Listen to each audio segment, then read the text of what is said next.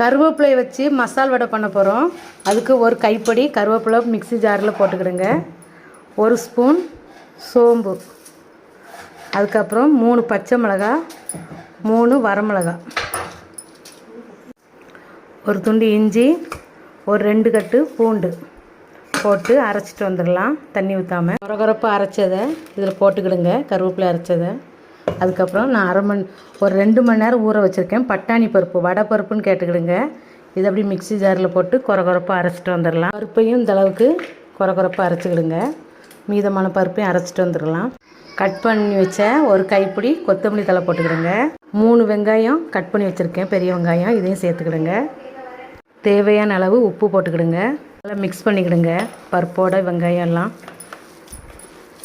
நல்லா மிக்ஸ் பண்ணியாச்சு. நல்லா ஒரு உருண்டையை பிடிச்சிக்கிடுங்க. இப்படி லைட்டாக ப்ரெஸ் பண்ணி எண்ணெய் ஹீட் ஆயிடுச்சு, அப்படியே எடுத்து போட்டுக்கிடுங்க. 2 பக்கமும் மாற்றி போட்டாச்சு. பாருங்கள், சூப்பராக வந்துருச்சு. இதை அப்படியே நம்ம வடிய வச்சு எடுத்துக்கலாம். பாருங்கள், எண்ணெயே குடிக்கலை. எண்ணெய் குடிக்காத கருவேப்பிலை பட்டாணி பருப்பு வடை சூப்பராக செஞ்சாச்சு. இந்த மாதிரி பிளேட்டில் போட்டு குழந்தைங்களுக்கு கொடுங்க, விருப்பமாக சாப்பிடுவாங்க. ஈவினிங் ஸ்நாக்ஸாக செஞ்சு கொடுங்க. இதோட சாஸ் வச்சுக்கிடுங்க, சூப்பராக இருக்கும். ஹெல்த்தியான ரெசிபி. கருவேப்பிலை எல்லாமே சேர்த்துருக்கோம்.